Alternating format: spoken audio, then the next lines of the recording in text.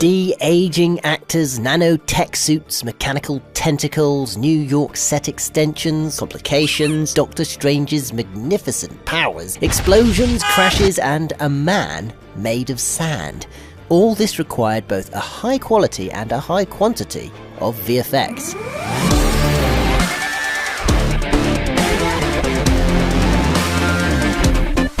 In contrast to the 2004 Spider-Man 2, this Dr. Octavius's arms were 100% CG. This not only required complex rigging and animation, but for the actor playing him to surf around on different rigs to be lifted up and moved around as he performed. Only problem is, Dr. Oct wouldn't be standing on a platform but rather hanging from his arms. So this meant that his cloak and legs had to be recreated digitally, and in some shots his cloak would snag or his arms needed more movement. So it ended up that the majority of shots of Dr. Oct in the bridge fight scene were actually just the actor's head pasted on a CG body. At least this time they made it look halfway decent. Cool. In addition to this, the actor playing Dr. Oct and the actor playing the Green Goblin have both aged a little bit since appearing in the original films almost 20 years ago, and so the actors' faces had to undergo a frame-by-frame de-aging digital facelift. And finally, in some shots during the fight scene, they noticed that the actor's hair performance was a bit naff, with the wrong lighting or looking a bit static, so it too had to be replaced with CG hair. Now, New York's hustling, bustling, ever-changing city has some great visuals, but it's not so great if you want to film there.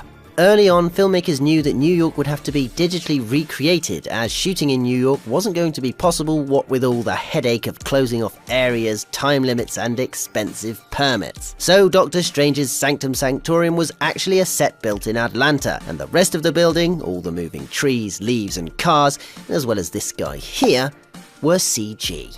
And speaking of digital people, the digi-doubles of each Spider-Man were based on digitized versions of the suits that the costume department had come up with. 3 different suits for 3 different Spider-Men, and these were based on the suits from the original films. This was done not only to pay homage to the original film, but to enable the audience to be able to identify each Spider-Man when they were fully suited. This was continued throughout the process in animation. Animators studied the different ways each actor moved, the way they ran, and the hero poses and stances that were specific to them in order to be able to recreate them for each Spider-Man digi-double. However, things constantly changed throughout the filmmaking process, and so adjustments have to be made. One example is when Peter regains the nanotech from Doc Ock. His suit becomes a sort of hybrid. This wasn't originally planned during principal photography, and so it ended up being from this part in the Happy's condo sequence, and throughout the rest of the film, Spider-Man's body is 100% CG.